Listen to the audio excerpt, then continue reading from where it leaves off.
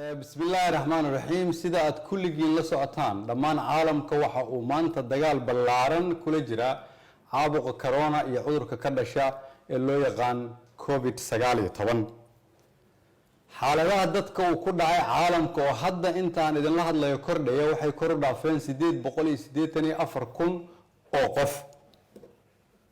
أسبوعي قدام بي وحالة بجبارمي ترى دتك عذر كان قوا وأنا يسي كرديسا مالين والبا وحاول ننتهي إنك بدن أفرتني أفر كن أوقف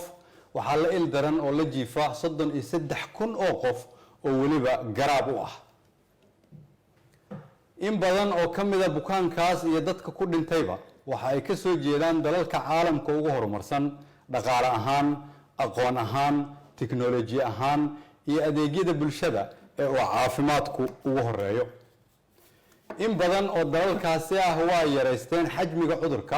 إيو دقدقسيها وكفة كرو دلالكاسي وحيكويا لان قاردة كلا دوان وحيليهين عملة كلا دوان وحي هيستان عقيدة أما ديمة كلا دوان وحيليهين رقامة كلا دوان سيدا سويت هاي باريس كورونا إيو عذرك كلا شيء كوفيد سجالي طبعا ما كلا سوي عند ديوغاس دلالكاس إيو غاردهاس waxay isku si u dilay dad xodan ah iyo kuwa dirqi ku hela qutuliyoonkooda waxay isku si ugu dhacay dad caan ah iyo kuwa la yaqaan iyo kuwa aan la garanaynin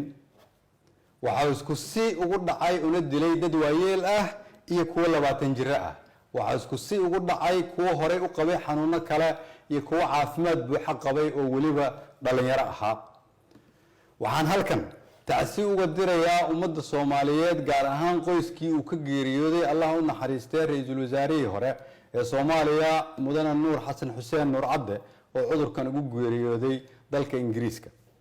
وعن سيدو كلا تعسي وقدريا قويسكا مواطنين الصوماليات عذر كان جيريودي ضافها عالمك قال أهان ذلك سويدن إنجليزكا دنمارك نروي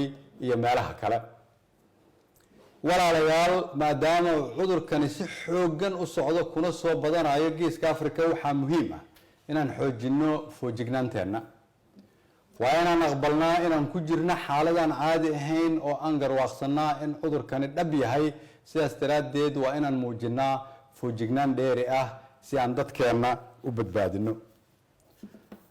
cudurkan sida safmarka ah u dilaya dadka waa cadow laga guuleysan karo lagana guuleysan doono hadii Ilaahay yiraahdo kasoo awoodda dhaqaale iyo tan aqooneed ee lagula tacaalo bukaanka haddana dawada ugu wanaagsan ee ilaa iyo hadda la isku raacsan yahay waa ka hortagga guusha ama fashilka dadaalka ka hortagga waxay marka ugu horeysa ilaa iyo xad ku xiran yihiin qofka ama shakhsiga marka xigana waxay ku xiran yihiin dhaqanka umadeed iyo sida ay u dhageystaan ama ugu hoggaansamaan qorshayaasha iyo tallaabooyinka madaxdooda talooyinka madaxdooda iyo howlwadaanadooda caafimaadka si looga hortago cudurkan kuma filno dawladda federaalka kaligeed kuma filno dawlad goboleedyada kaligood kuma filno adeegayaasha caafimaadka kaligood waxaan u baahannahay garabkiina dhagihiina qalbigiina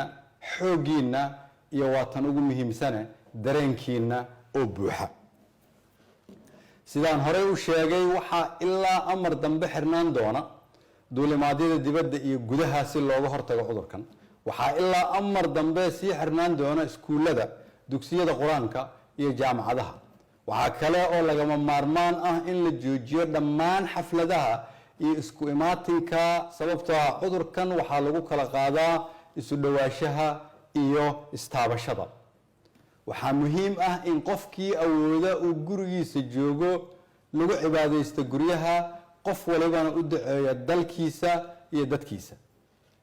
walaalayaal aan si wada jir ah uga shaqeyno badbaadinta ummadeena iyo jabinta cudurkan safmarka ah